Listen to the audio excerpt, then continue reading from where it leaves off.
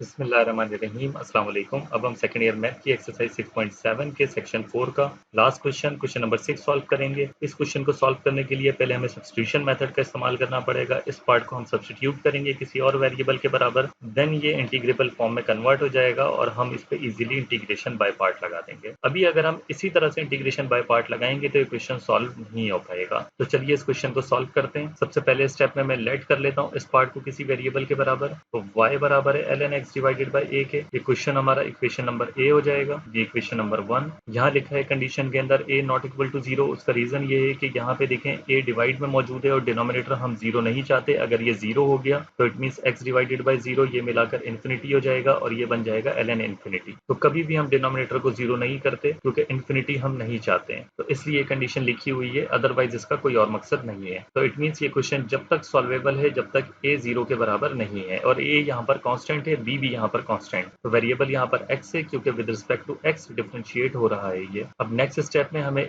Equation 1 को differentiate करना है विद रिस्पेक्ट टू x। तो लेफ्ट हैंड साइड पे ये y हो जाएगा dy dx y, यानी कि dy by dx बनेगा। इस पार्ट को हम डिफरेंशिएट करेंगे तो ln का जो डिफरेंशिएशन होता है, जो भी पार्ट ln के साथ लिखा हुआ है वो 1 डिवाइड में आ जाता है। तो ये आ जाएगा 1 divide x divided by a। Chain rule के हिसाब से वंस अगेन डिफरेंशिएशन होगा इस x डिवाइडेड बाई a का। इसको मैं फर्दर आगे सॉल्व कर लेता हूँ। ये जो a डिवाइड हो रहा है इस 1 से मल्टीप्लाई हो जाएगा, a 1 सा a डिवाइड में x रह जाएगा। इसका जो डिफरेंशिएशन होगा x का 1 होता है, a डिवाइड में कांस्टेंट इसी तरह रहेगा। तो ये आ जाएगा 1 डिवाइडेड बाई a, यहाँ a से a कैंसिल आउट हो जाएगा। तो ये हमारे पास बराबर आ जाएगा 1 डिवाइडेड बाई x के। अब मुझे dx चाहिए, तो यहाँ से dx को मुझे सेपरेट करना है। तो dx यहाँ डिवाइड हो रहा है, इधर आके 1 से मल्टीप्लाई होगा तो dx 1 सा dx हो जाएगा और ये x यहाँ डिवाइड हो रहा है, इक्वल के इधर आकर dy से मल्टीप्लाई हो जाएगा। तो इस तरह से dx बराबर आ जाएगा x dy के। इसको हम इक्वेशन 2 का नाम दे देते हैं। अब देखिए मुझे तमाम variables with respect to y substitute करने हैं और यहाँ पर x आ रहा है, ये dy है, ठीक है, लेकिन x की प्रॉब्लम है। तो मुझे इक्वेशन 1 को इस्तेमाल करते हुए x y के हिसाब से बनाना है। तो उसके लिए हमें x को सेपरेट करना है। यहाँ से यहाँ पे ln मौजूद है तो इसका इनवर्स फंक्शन हम बोथ साइड अप्लाई कर देते हैं। तो लेफ्ट हैंड साइड पे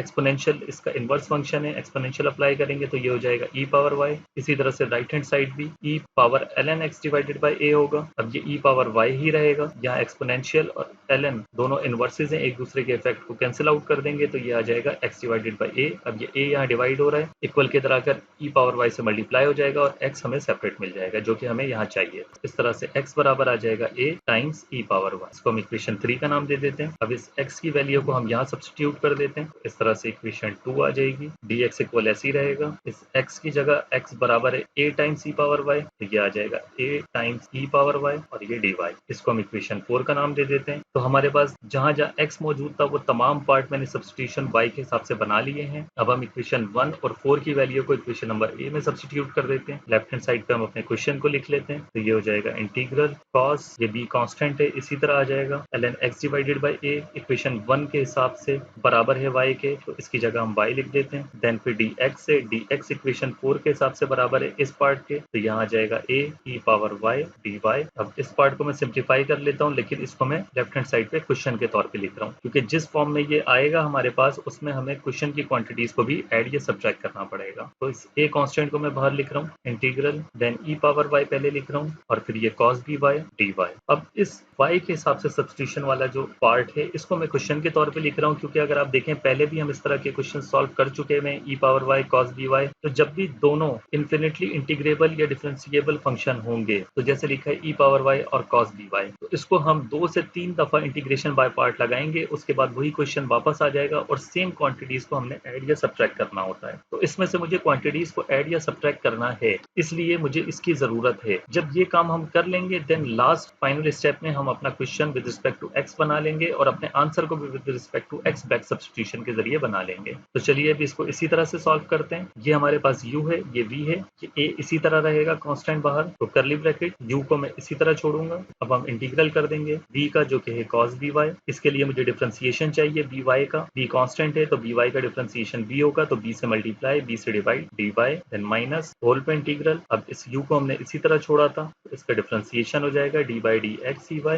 देन वंस अगेन ये पार्ट आ जाएगा और ये होल पे इंटीग्रल। अब यहाँ a से a में कैंसिल आउट कर रहा हूँ तो ये आ जाएगा क्वेश्चन इसी तरह से integral e power y cos by dy, ये आ जाएगा e power y divided by b। इसका जो इंटीग्रल होगा, कॉस का इंटीग्रल साइन होता है और ये b कंज्यूम हो जाएगा, तो ये हो जाएगा sine b y, then minus integral e power y का, ये विद रिस्पेक्ट टू y होगा डी बाई डी वाई, क्योंकि तमाम वेरिएबल y के हिसाब से चल रहे हैं, तो e पावर y का जो डिफरेंशिएशन होगा वो e पावर y ही होगा। इस कांस्टेंट को मैं बाहर लिख देता हूँ और इसका इंटीग्रल आ जाएगा साइन बी वाई। अब once again integration by part लगाएंगे, ये हमारे पास u होगा, ये हमारे पास v होगा, फर्स्ट टर्म इसी तरह आ जाएगी, देन -1 डिवाइडेड बाई b, ये कांस्टेंट है, इससे मल्टीप्लाई होना है तो करली ब्रैकेट, अब u को इसी तरह छोड़ेंगे, b का इंटीग्रल होगा जो कि साइन बी वाई है, तो b से डिवाइड, b से multiply, sine b y d y, then minus whole पे इंटीग्रल, डिफरेंशिएशन ई वाई का, वंस अगेन b का इंटीग्रल और ये होल पे डी वाई और ये करली ब्रैकेट क्लोज कर देंगे। अब हम इसको नीचे सॉल्व कर लेते हैं फर्दर। फर्स्ट टर्म इसी तरह आ जाएगी, -1 divided by b,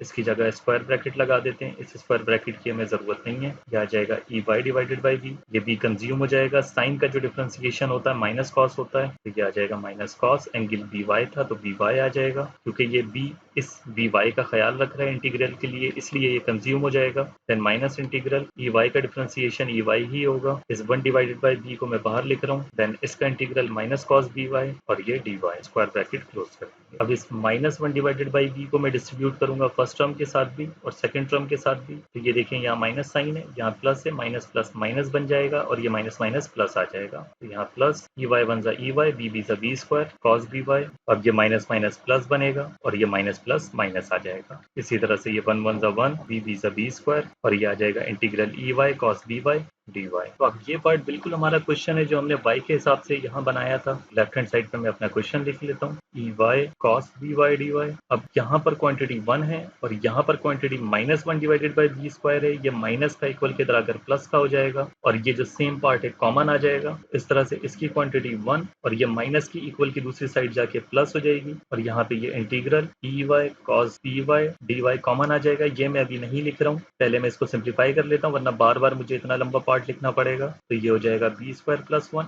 divided by b square, तो ये बनेगा इसका 1 plus b square divided by b square, यही क्वांटिटीज में लिख लेता हूँ यहाँ पर, तो ये आ जाएगा 1 प्लस बी स्क्वायर प्लस 1 लिखें या 1 प्लस बी स्क्वायर लिखें एक ही बात है, और ये कॉमन आ जाएगा integral e y cos b y d y, ये दोनों टर्म्स इसी तरह आ जाएंगी, इन दोनों में से मैं ई वाई कॉमन ले रहा हूँ, तो ये हो जाएगा 1 divided by b sine b y, ये टर्म रह जाएगी 1 divided by b square cos b y और ये इक्वल की दूसरी साइड जाकर क्वांटिटीज ऐड हो चुकी हैं। हम इसको नीचे सिंप्लीफाई कर लेते हैं। ये जो डिवाइड वाला बी स्क्वायर है लेफ्ट हैंड साइड पे, इसको मैं ब्रैकेट के अंदर भेजूंगा फर्स्ट टर्म और सेकंड टर्म के साथ, तो आप देखें कि फर्स्ट टर्म में एक बी से एक बी कट जाएगा, एक बी रह जाएगा, तो ये जो एक बी है ये ऊपर 1 से आके मल्टीप्लाई होगा और सेकंड टर्म में बी स्क्वायर से बी स्क्वायर कंप्लीटली कट जाएगा और ये जो 1 प्लस बी स्क्वायर है ये ई वाई से डिवाइड हो जाएगा, तो उसको हम लिख लेते हैं e y cos b y d y बराबर आ जाएगा ये ई वाई डिवाइडेड बाई ये 1 प्लस बी स्क्वायर, यहाँ ये बी से बी एक कैंसिल आउट हो गया, ये एक बी ऊपर जाके 1 से मल्टीप्लाई होगा, तो ये हो जाएगा बी साइन बी वाई और यहाँ बी स्क्वायर से b square completely cancel out हो जाएगा,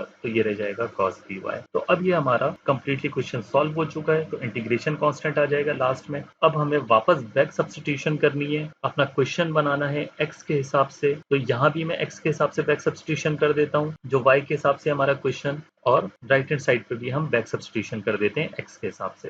तो यहाँ अगर आप देखें कि ई वाई बराबर है x डिवाइडेड बाई ए के, तो ई वाई की जगह हम x डिवाइडेड बाई ए लिखेंगे, तो डी वाई बराबर आ जाएगा D x divided by x, तो ये सब हम सब्स्टिट्यूट कर देते हैं, डी वाई की जगह D x divided by x और ई वाई की जगह x डिवाइडेड बाई ए, तो ये इंटीग्रल इसी तरह आ जाएगा, ई वाई की जगह आएगा x divided by A, cos भी इसी तरह आ जाएगा, y बराबर इक्वेशन 1 के हिसाब से ln x डिवाइडेड बाई ए और डी वाई बराबर आ जाएगा D x divided by x. इसी तरह से यहाँ भी ई वाई बराबर आ जाएगा x divided by a, x divided by a का जो a है डिवाइड में उसको मैं सेपरेट लिख रहा हूँ, x को मैं यहाँ ऊपर लिख रहा हूँ और ये 1 प्लस बी स्क्वायर ये वाला कॉस बी वाई पहले मैं लिख रहा हूँ ताकि बुक के हिसाब से आंसर बन जाए, ये हो जाएगा कॉस बी वाई की जगह ln x divided by a, then फिर ये b sine b plus b sine b, इस y की जगह once again ln x divided by a plus integration constant. अब अगर आप यहाँ देखें ये x से x कैंसिल आउट हो रहा है, इक्वल की सेम साइड और इक्वल की बोथ साइड a से a कैंसिल आउट हो रहा है, इसलिए मैंने इस a को सेपरेट लिखा था, तो यहाँ जो हमारा आंसर आ जाएगा इंटीग्रल कॉस b